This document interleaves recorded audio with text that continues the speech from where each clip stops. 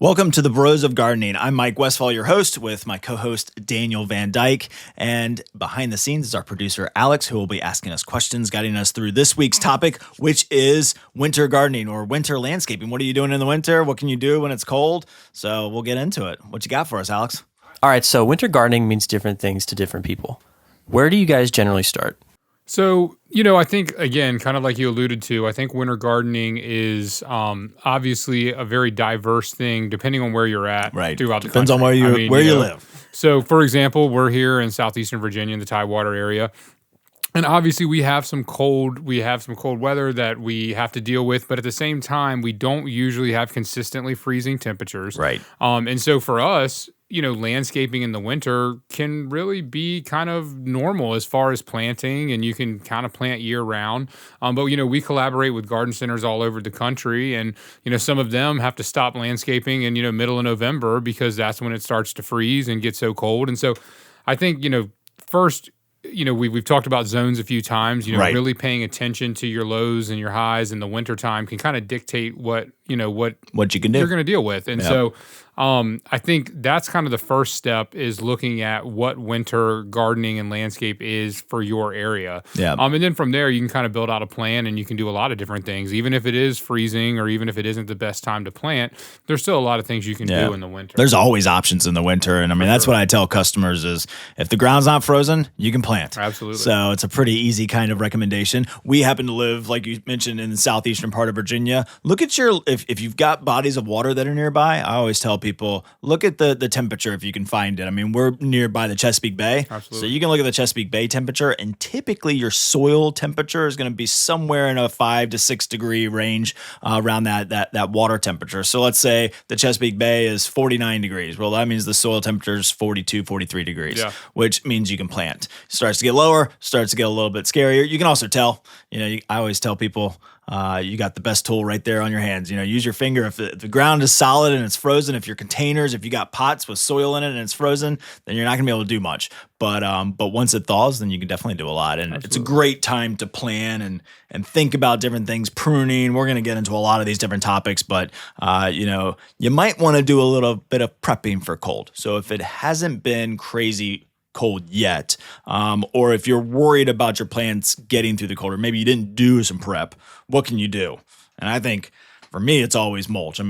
Mulch is one of the best insulators that you can use for your plants and your root systems. It really helps protect them. A lot of people talk about putting sheets over things or row covers for your vegetable plants, and that's a pretty deep subject too, so we probably won't get into that. But I think mulching is one of the best things you can do for your landscape. Yeah, and here's the thing. I always tell people too, kind of like you're saying is, we usually recommend mulching, about once a year. And so if you can kind of time that up for like a late fall or something like that before you hit that really cold winter stretch, mulch is the ultimate insulator. And that's what you're really trying to do, is you want to insulate that root system. For sure. That's what you really are trying to. And, you mentioned the temperature of the ground, and that's such an important, the air temperature can change so drastically so quickly. But it's going to take a lot of consistently cool and freezing weather to really start to change the temperature of the ground like that. And so that's where, one day in freezing temperatures isn't going to change the survivability of your plant material and stuff like that. It's that consistent cold that can start to cause you a few issues. But I think insulating those root balls with mulch is certainly, mulch has a lot of functional purposes, but if you can time it up to get a fresh layer of mulch, that's just going to help you that much more in the wintertime, especially with plants that maybe are a little bit more temperamental with cold weather. Some things aren't going to be bothered by it, whether they have never seen mulch, it doesn't matter, Right. But things that are a little bit more temperamental are definitely going to appreciate that kind of fresh layer of mulch, heading into the wintertime. And how many inches do you typically recommend? So, when we're doing when we first start doing, a new installation, if it's on bare ground, we'll do about 3 inches of mulch, kind of uniform depth of 3 inches. A lot of times within a year time period, you might have lost the coloring and some of that, but all your mulch isn't going to be gone. So you might have to only, do 1.5 inches or a top dress, that we call it. But we are usually looking to create about a uniform depth of 3 inches for the mulch. And that's really what we're aiming for. And that'll be dictated by how much mulch you have in your beds. And so going out and checking those types of things don't aim for 3 inches every time. You're probably wasting some money and might be doing a little overkill, and you start to build the beds up too high. And so, if you can get, and again, you can, if you do see a lot of, really cold temperatures, you live in a colder environment where you get some of those consistent temperatures, you can, go a little bit heavier on the mulch right up around the plant. The nice thing about mulch, it allows the water. You don't want to pile soil on top of the crown of the root ball, but you can obviously mulch on top of the root ball because that still allows the water to pass through. And so that's a good way to insulate it because you can't do that with the soil. And make a note and just make sure to kind of spread it a little bit thinner once we hit the spring time frame. Sure. I think another great tip is watering. I think, people you don't want your plants to freeze. If you're going to head into a freezing period, you don't want your plants to be frozen with no source of water around it. So it's actually better to water your plants before we get a freeze. So if you see a week of really, really cold temperatures and your landscape is dry, go out and water your plants. Sure. Just so that water freezes around the root ball, and then as it thaws, it can drink, because otherwise you could be stuck without water for 2 or 3 weeks, depending on how long your cold is. You got to be a little bit more careful with your containers. You don't want to water your planters and have them freeze and crack and break, and we'll get into maybe a little bit of that here in a little bit. But definitely be careful about having a dry period, heading into a freezing period. That can definitely, be a recipe for disaster. Sure. So we want to make sure we caution people on that. All right, Alex, you got a question for us? Well, let's get into winter planting versus winter planning. What do you do if the weather is either temperate or terrible? So, I think that's really the question. If it is a fairly, mild climate, wintertime really is a great time to plant. It can be a very low stress time period for plant material. Yeah, you might not get a ton of root growth. It's not necessarily going to get established as quickly as it might, in fall or spring. But at the same time, I've always told people, especially in our area, I'd much rather plant in January than I would in June, or July. And just because from a stress level for the plant material, I think it's a lot less stressful time frame. So if you do have an environment like that, and obviously as you work your way down south, there's going to be a lot of in different environments and climates that are going to lend itself to planting in the wintertime, and you might not have any change really over the winter. That being said, if you do have, at least on the landscape side of things, I love to kind of take a step back. And this is something I've heard you mention plenty of times as well, and kind of plan out, we use the saying plan now to plant, in the spring, so even if it is a little too cold, or maybe, availabilities and things like that, depending on what type of garden you're planting, might be a little bit tough. So if you do have some of those types of things, you can really just start to plan out and get a sense so that when the weather does turn, or when you do, you are ready for that to go, you're all planned out and you're ready to, get the process moving. We always tell people, get your landscape design done in January. Right. If you want it planted in the spring, if you want it planted in March or whatever the case may be, plan for that now. Don't call in the middle of March, or whatever the case. Don't start that process. Do your research, go to your local garden center, talk through with them and get a really good idea of what you want. So then that way when the weather turns, or it's just, even if you're doing it yourself, you might just not want to be outside in cold temperatures. Right. So, it could be as simple as that, is when you're ready to work on it, you're ready to go. Yeah. If you can plant, go for it. Yeah. Because your plants will benefit from it. You're right. Selection might not be as good, but if you find something that you need to add to your landscape and you can dig in the soil, I say go for it. Absolutely. You got one of the longest time frames before summer hits, which is going to be the most stressful time on majority of plants. So getting them now so that the root's going to establish in the spring, and then you're not watering as heavily in the summer. Exactly. So if you can plant, go for it. It's a great thing to do. If you can't, or if you don't want to, or if you just don't think you know what to plant, planting is a great option. I always say this is the time you can see the bones of the landscape. So Absolutely. you can, your trees have lost all of its leaves. Your deciduous plants have lost their leaves. And your evergreens are kind of, you can see the shape of them a little bit better. You can kind of, really see into the landscape. It's not as lush and full as it might be in the spring, summer, and fall. So it's a great time to kind of, spend some time doing that. You also need to kind of go back and say, hey, what did I not like about last year? Sure.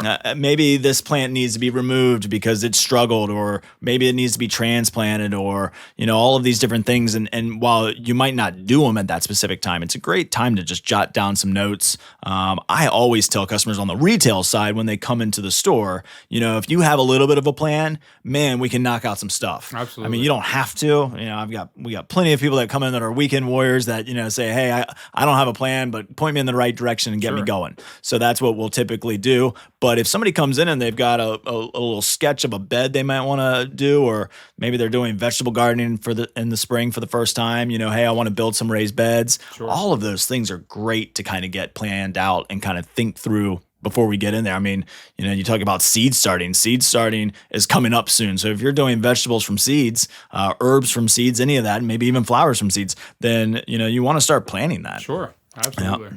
So great question. So yeah, if you can plant. If you can't plant, plan. Well, one other thing I did when we talk about like the planning process is the pruning aspect of it too. Right. That's something I forgot to mention. I do apologize. But when we're talking about landscaping in the wintertime, one thing that we do like to do, around here, obviously we talked about, we have a lot of shade trees in this area, and when they defoliate, they drop leaves. So everybody talks about fall cleanups. Well, I really tend to suggest a winter cleanup or an early winter cleanup, because nothing's more frustrating than having somebody come out, clean up your yard, and you mulch, do whatever you need to do, and then 2 days later, so many leaves have fallen that you can't even see your landscape. So really, if you can wait until the end of fall when those leaves have finally stopped dropping, or at least the majority of them have, that's a great time to really clean up your landscape. Again, like you mentioned, to piggyback off what you said, things defoliate, and you can really see the branch structure. I mean, we talked about it on our previous podcast. One of my favorite trees is a Japanese maple. Right. And a lot of times, Japanese maples, they have a very unique growth habit where branches will cross and stuff like that. Yep. Well, when they're flushed out, you can't really see that branch structure. Yeah. But when they defoliate, you can see the branch structure perfectly. So if you want to eliminate cross branches, you can really get in there, thin it out, open it up, so you can get some more airflow in there. Yeah. And that's really what you're trying to do. And so that's a great time to do things like that, depending on the plant.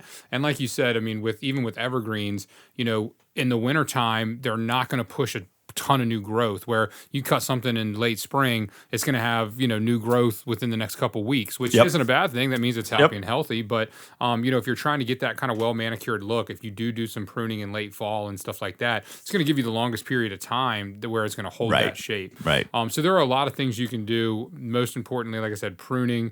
Pay attention to the type of plant material it is, obviously, but it's a great time to prune deciduous shrubs and do some heavy pruning, because again, it's just a less stressful time of the year for plant material and things like that. Yeah, I mean, pruning, it's one of the best times to prune. I mean, especially when you're talking about trees. I mean, Japanese maples, crepe myrtles, fruiting trees, any of your ornamental fruit trees, all of those need to be pruned in the winter time frame, so that when the sap comes up out of the base of the tree and it heals up those wounds, it heals before spring really starts and before the insects and disease start to blow around and move around.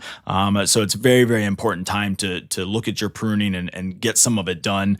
There are numerous different time frames to prune your plants, and that's a very in-depth topic that we could go into later in the future. But like you said, deciduous plants, you're probably pretty safe on pruning them. Hydrangeas is a 30-minute discussion in itself. And it's very hard to describe how to prune something, on a podcast, but certainly it's a great time to prune. Shaping evergreens is what I tell people. You're doing a light pruning on your evergreens to shape them a little bit. You're not doing a hard prune until you're a little bit closer to spring or in the spring season. Your spring blooming plants, you're typically waiting until after they're done blooming. Sure. But crepe myrtles, roses. I mean, Valentine's Day is my easiest day to remember for roses. Of course, makes sense, and that's when you get out and prune those. So lots to prune in the winter. Lots of things that you can look at. Lots of planning. I love the thought of waiting on the fall cleanup, or doing a little bit of fall cleanup in the fall, but in the winter is when you really can get in there and do a lot of cleanup. And it kind of takes a little bit of that off your plate for the spring. Sure. Which, spring is a great time to really focus on planting and watering and getting things established and getting back out into the garden and enjoying it. And if you got to get out there and do a bunch of pruning because you didn't get to it, or raking a bunch of leaves or cutting a bunch of limbs up and that kind of stuff, then you'll get to spring a little bit sooner if you've done it in the winter. Well, and one thing that we don't deal with as much on the landscape side of things, but I know you deal a ton of, is houseplants too. Yeah. I mean, you can certainly go with houseplants, and so you can elaborate on that much more than I could, but I know that's when I always am like, get excited about houseplants, because there's not much to do, or maybe the ones outside are going dormant, or whatever the case. And some people just can't stand the cold. Yeah. I don't want to be out in the cold. I don't want to do it. I'm not even going to go out there and attempt it. And if you've got a foot of snow on the ground and you just can't do anything literally in the landscape or in the garden, or if you don't have a whole lot of space. Houseplants are an amazing option. I mean, there's a huge assortment. I think for experienced houseplant owners, winter is a little bit trickier over time because it's how much do you need to water. Sure. But your watering gets a little bit less in the winter time frame. But if you're new to houseplants, it's a great time to do it because most of your garden centers are stocking up right now, and you're going to get a huge assortment to kind of pick through and kind of choose from. It's a great time to ask them questions because they've got a little bit of extra time that they can spend with you, and you can really delve into becoming a little bit of a houseplant expert yourself and bringing those plants in. And I think, just like gardening outside or doing landscape, houseplants is the same thing. Yeah, you're going to have some errors. I've killed many a houseplant, but I love them and I keep on trying them. And now I've got somewhere around 30 to 40 houseplants that I can kind of maintain, and I've enjoyed it in the winter. Most of your indoor plants are tropicals. Sure. So they're, tropical based, and they're not going to love. I have them in a sunroom that gets pretty chilly in the winter. They tend to kind of go a little bit dormant to some degree, so I don't have to water them as much. But keeping an eye on them, doing a little bit of planning, same thing. I'm kind of doing a similar thing, planning on upgrading some of the pots and putting them into bigger pots as the spring approaches. And then that way we'll see a boost of growth, staking things, doing a little bit of pruning here and there. So it's a great time to get into houseplants if you're not into it already. If you are into it, add to your collection because you might not want to go outside and brave the cold. Well, it's funny you use the tropical reference because I've said, when you're walking through here even at McDonald Garden Center, you walk through, you come off of the deck. Obviously there's some cold days here, and a lot of the stuff has gone dormant outdoors, and then you walk into the greenhouse and you feel like you're in this tropical jungle kind of houseplant paradise. So it can be refreshing and kind of brighten up some of these cold winter days for sure. For sure. And plant people are happy people, so why not bring plants into your home and enjoy them there as well as outside? So I think that's a great option and idea for people to consider if they're not willing to brave the cold, or maybe they're stuck inside because they just got too much snow on the ground. So all right, Alex, what else we got? Is there a certain plant material that you would recommend for colder climates?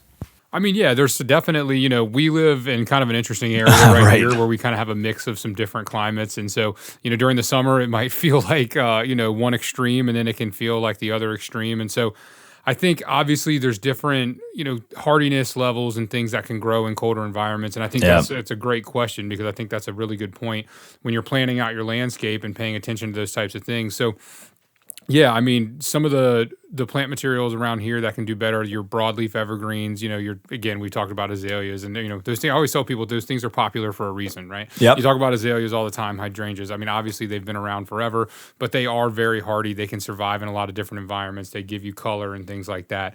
But then there are also things that are a little bit more temperamental. Like, people, we live at the beach. And so one of our biggest requests is palm trees. And so, you see these major and these monster palms all over the place down in more tropical areas, but they can be a little bit more temperamental. But there are, we talked about mulching a little bit earlier. There are different things you can do with wrapping them if you do really want to try to accomplish kind of that tropical feel.